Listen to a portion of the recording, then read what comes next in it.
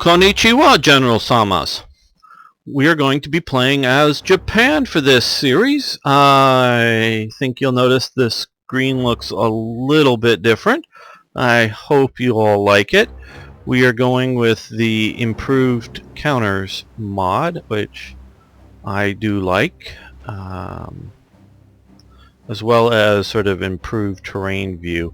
It's not as nice a picture, but it's much clearer. I really wish we could click back and forth as in the olden days, but then again, sexy is better than good. And we have we're using a few more locked straights mods.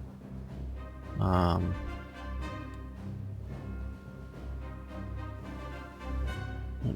they showing up? I guess. I don't know.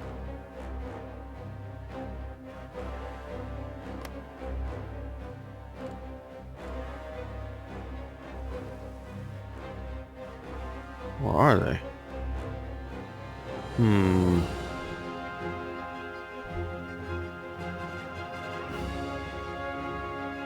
Don't know about that. Okay, well, but we're going to go on. Anyways, I can check that out and enable it in the future.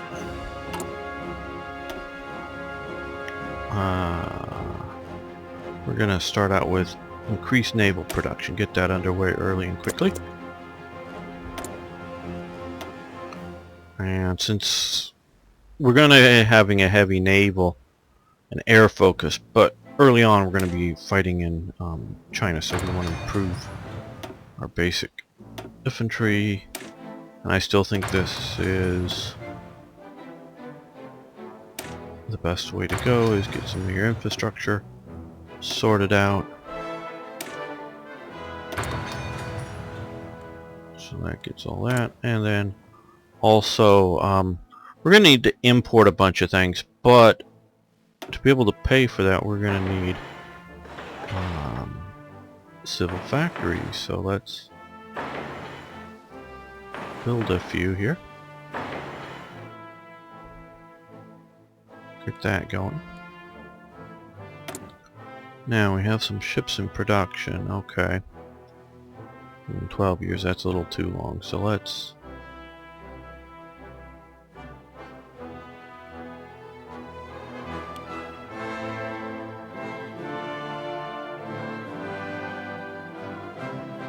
so we have several of those guys mostly finished. Or subs, well, let's do that, get those going, and more conventionally, so artillery in production.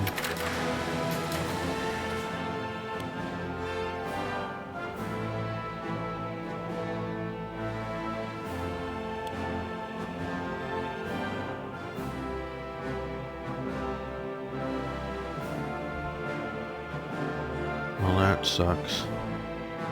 I hardly have any resources for some of these.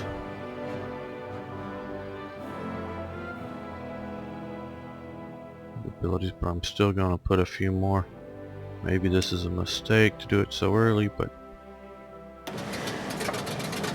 thinking about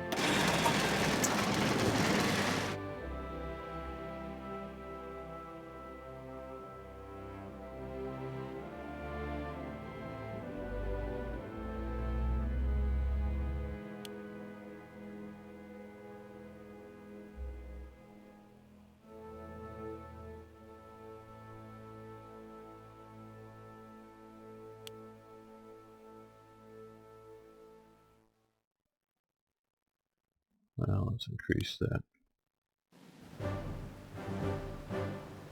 And let's get a couple of divisions in training. Just your sort of basic big infantry division.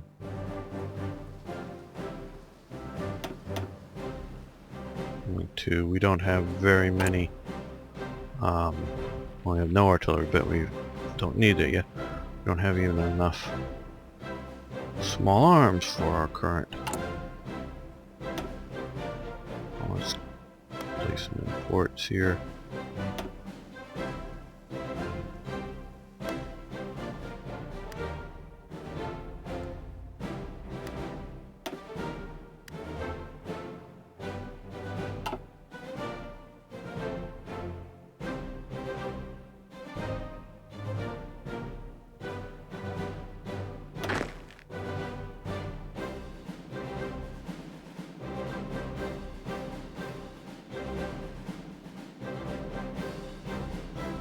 Hope this will be a fun and interesting series. Of course, it starts out with action in China fairly early.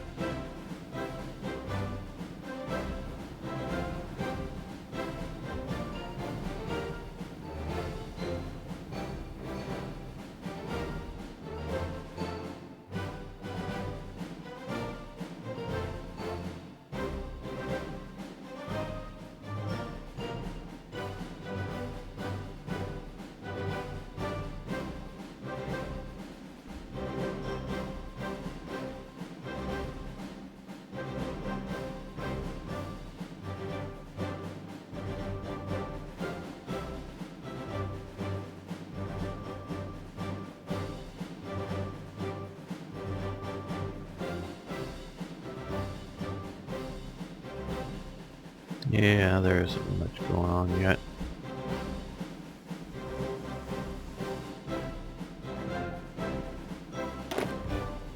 All these islands have a basic, garrison force.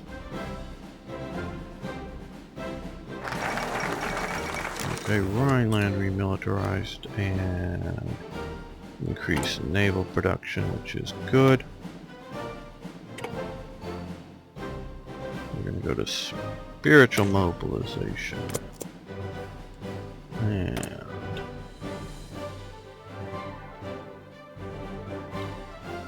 okay, now we're not so big a deficit that we're getting imports from our overseas territories here.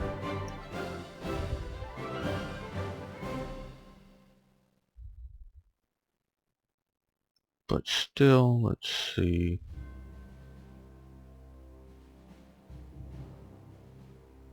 Two years for the battleship, 11 months.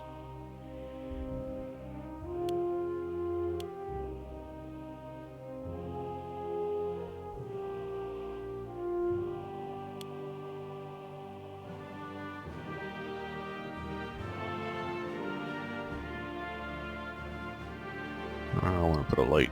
No, yeah.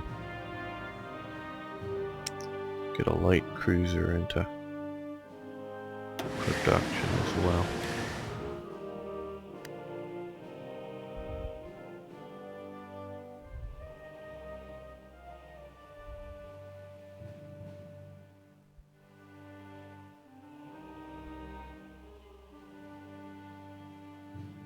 This, of course, is just pathetic, but I want to get production efficiency up at least a little bit.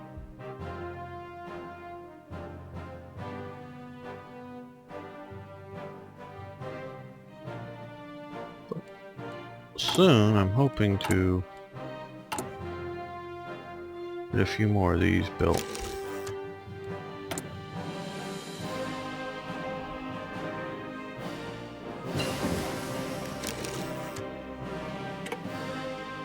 And what we're going to do here also is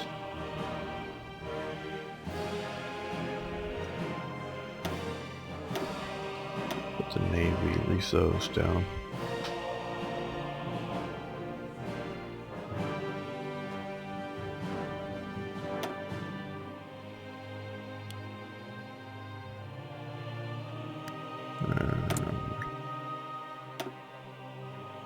I really hate the lack of pause on all this and stay paused. Do I even have that set right?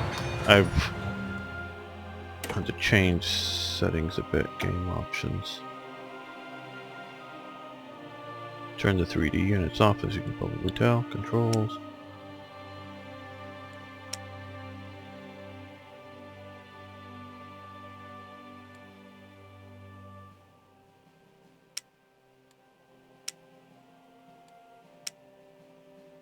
And a pause on notification.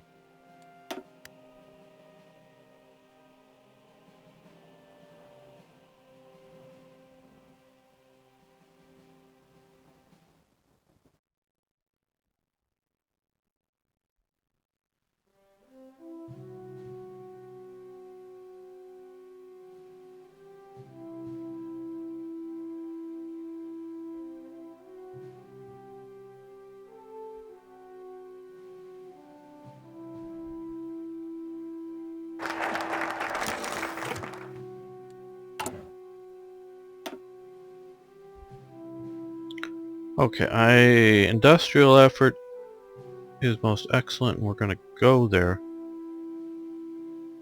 But I think getting this research slot earlier, since it's fairly close, is the best way to go.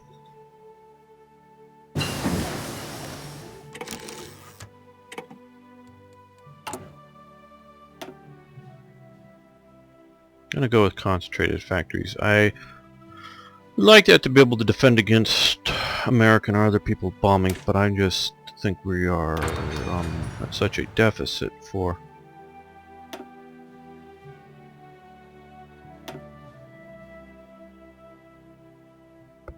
production ability that we want to do this. Okay, and we're gonna also get better fighters in design production there. And we can improve our government. Let's see. Limited conscription. Extensive conscription. We'll do that, but we really don't need more men right now. Limited exports.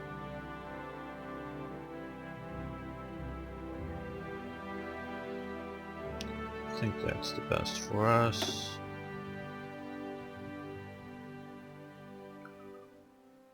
We already have the best economy we can currently have, so very few ministers here. No, I don't know the Japanese cabinet well at all. I don't even know who these people are really. Silent workhorse. Okay, we'll take that to get political power gain. Early. Those are things I'll need to research.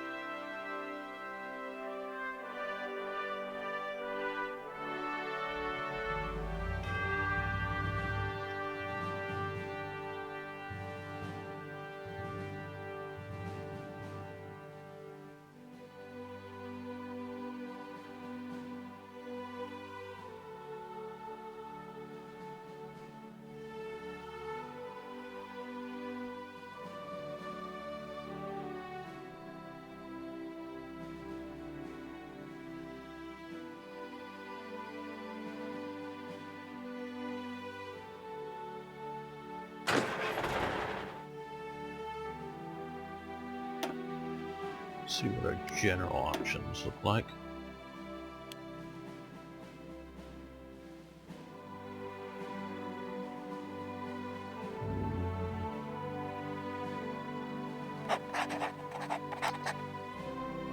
Yamashita will be our first commander there.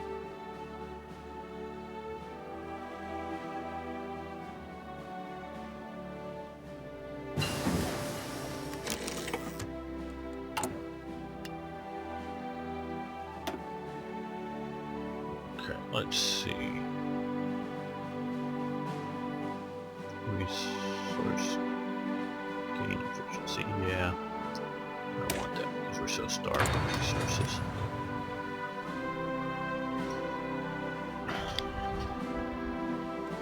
How do we do it? Purdue. Okay, well, we're getting there.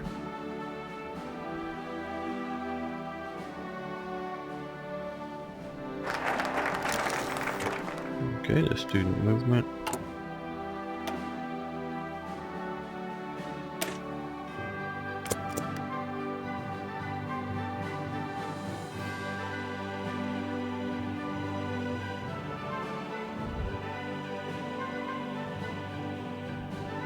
This, and I hadn't mentioned it, is playing with Hearts of Iron 4 1.1, the Red Ball Express patch. I waited a few days for it to be out, and I don't think there's any serious problems with it.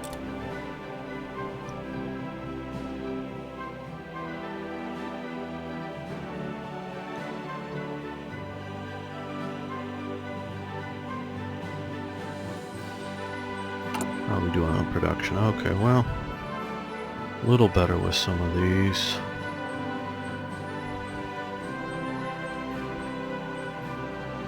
Not even sure why I'm building trucks, but okay. So motorized divisions would be nice, most assuredly, but you know.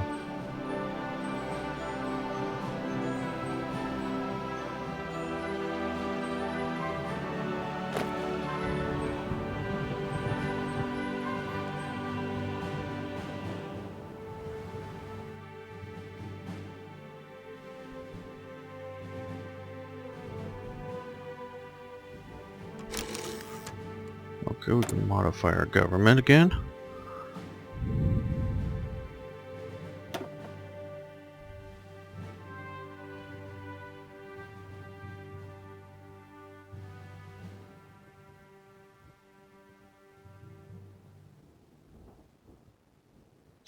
Fighters. Now we're going to go with the historical. The Japanese fighters,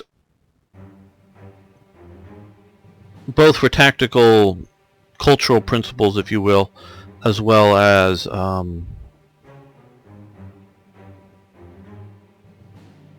guess operational needs. They forego what the U.S., Britain, Germany generally wanted to do. A lot of their fighters, they saw the fighter as a sword, if you will. So everything was put to the cutting of it, nothing to defense. It was part of the sort of Japanese warrior spirit of being on the offensive.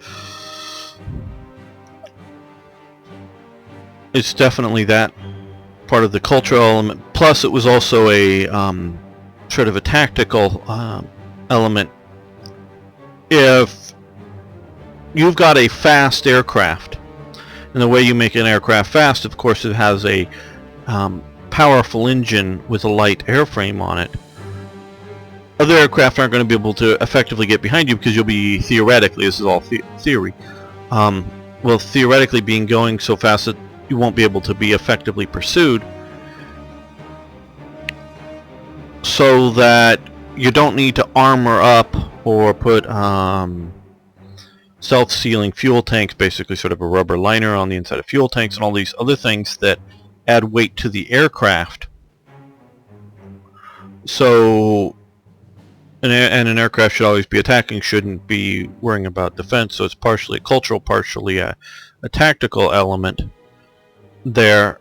And so you don't need all that extra armor. And if you're like diving in on enemy bombers and they're able to shoot at you, because again, most fighters were seen as only being able to shoot straight ahead, or the sort of two-seat ones, the rear machine gunner has very limited angles of fire and hard to hit things with them. So a defensive wasn't so much needed, but even there, if you're coming in on, like I was saying, on a bomber or potentially a fighter, you still have the engine block in front of you as a piece of armor. If you're constantly on the attack. So since you're aiming the whole aircraft, they forgo a lot of the or any sort of armor or whatever. And so that was part of their thinking, as well as a situation by having a lighter aircraft out there. You could radically increase its effective operating range, and the Japanese fighters, generally speaking, had greater range than most of the other period fighters. Now, later in the war, we get to the Mustang with its increased fuel range, able to go to and from Berlin.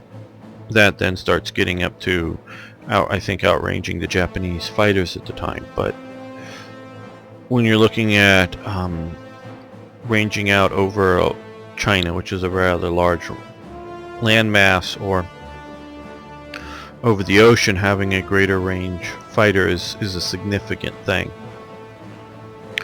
So they went with greater agility and speed. Now in practice, it was found out that the US was able to still get behind Japanese fighters and shoot them down, and because they didn't have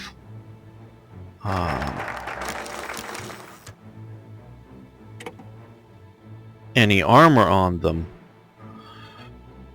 they had a much higher casualty rate of fighter pilots. And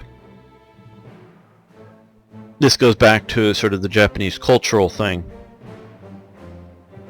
With their warrior spirit, they were, you know, all out for the attack, not for the defense. And the warrior spirit, I don't want to overplay this too much, but they definitely had these viewpoints at the time period.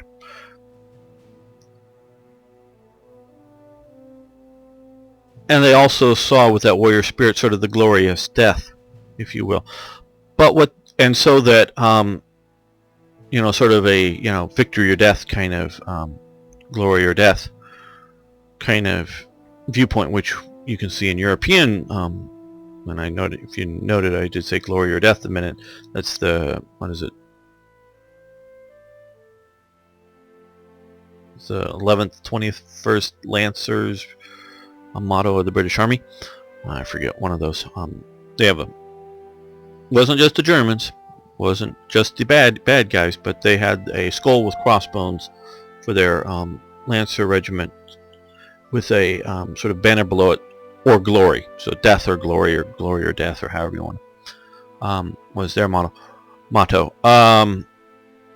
Was definitely in the West as well, but so that they would rather have a glorious battle and be victorious, or have a glorious death if they failed. And that was very much their thinking, and the sort of the fighter pilot mentality. You sort of have to have this sort of, not necessarily that mentality, but sort of the fighter jock type mentality to go up in an aircraft, even in a modern aircraft which has many more safety systems, but now you have many more ways to shoot it down. You sort of have to have this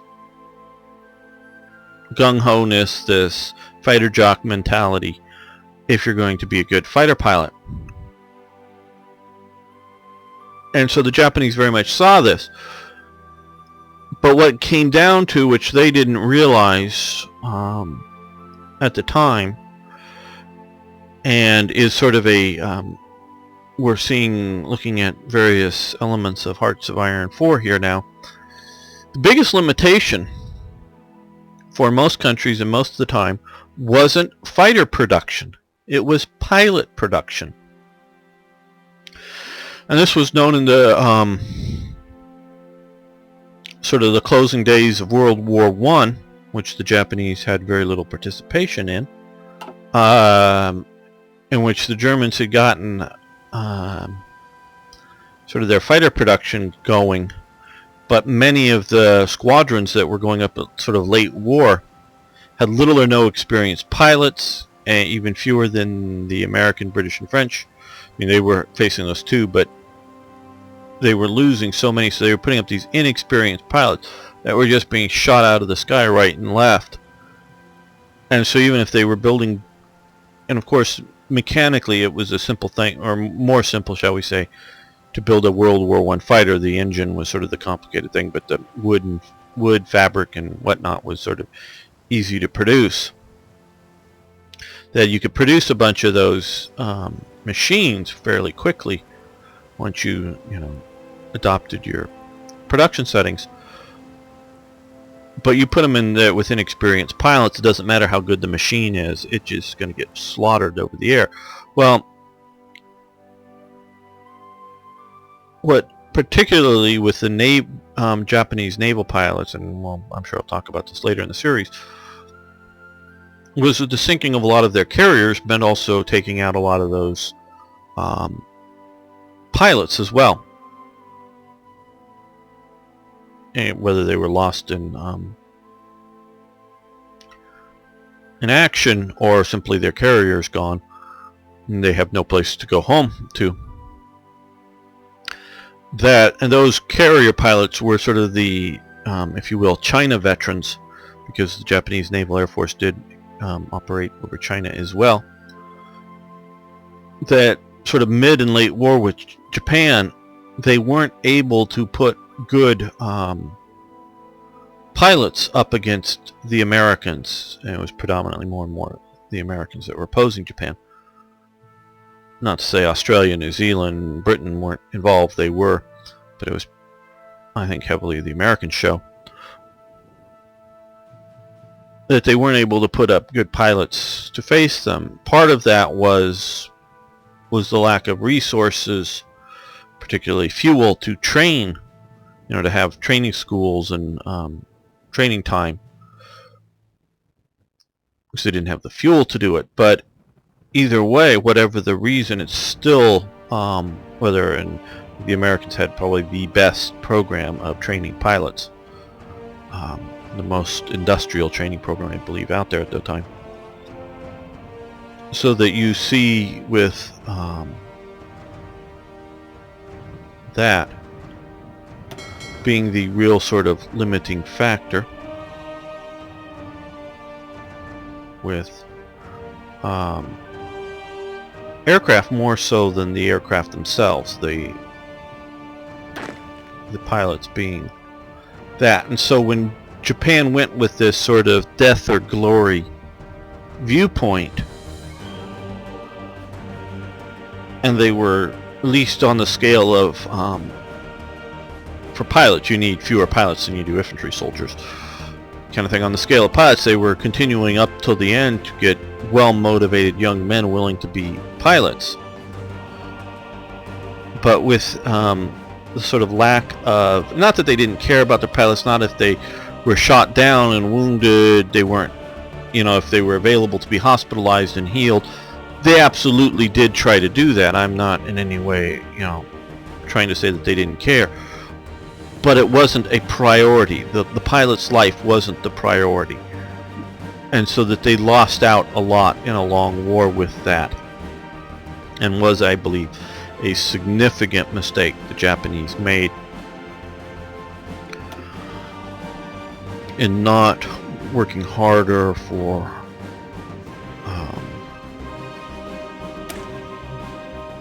imperial austerity. That would be good. And increasing the survivability of the pilots. Okay. We're going to go with carrier primacy as well.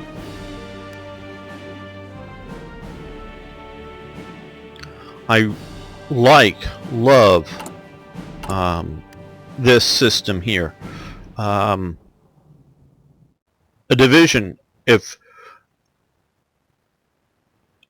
you were to say, I don't know, let's pick a year 1942 when Germany wasn't all falling apart, literally randomly go pick men from all over the German army who have, of that job, whether it be an infantryman, an artilleryman, or a signalman, and just sort of, okay, get them all in one spot. You're now a division. That doesn't create a unit. That they may all be highly trained, whether they're all veterans from other divisions, or whether they are all fresh out of their training schools, advanced infantry schools, or out of signalman schools, or whatever. And they don't have a. It just sort of simulates to a degree that school system. So I like the training element there.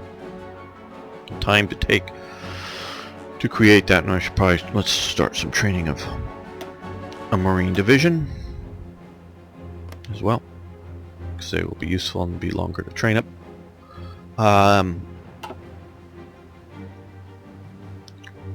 Is training a coherent unit. I would really love, and what I would do, and it's probably advanced and most people wouldn't play it, instead of just have generic manpower, I would set up a lot of basic schools that would just train soldiers, and not try to train every little specialty, but maybe have, and so that you have, your sort of raw recruit who just, your manpower pool, and they either go into the different branches as needed, but Luftwaffe ground crew, if you somehow reduce down size of Luftwaffe, it doesn't mean that they immediately become competent infantrymen, that kind of thing. But like we were talking about, quite possibly with training schools for some specialties like Signal Corps, or tank drivers maybe. I would sort of like to see that. Now I would like to see the system that could be, shall we say, if a player wants to go in and micromanage, build how many schools to how many this, and assign all that stuff, they can, but also can be very streamlined so that most players don't even have to ever think about it. It just sort of is, sort of in the background. And I think that would be useful. But what one of the things was, and what really sort of got me on thinking on the divine, down that path, was more of the training of pilots. I would want pilot training to go through, to have a pilot pool that you set up schools. So if you have an expectation of needing, because you're going to be producing 100 aircraft a month, Japan might need, just say, I don't know, 2 training schools to do that level of pilot training. But the U.S., and again, this could be fairly seamless from the player's perspective if you want. The U.S. could have 20 schools because they're going to do so many more pilots. But have that as a bottleneck situation so that you have a long lead time and you have a quality control there set up, so you can't just simply build more planes by shifting factories around. Yes, we have, as they're now getting more and more efficient.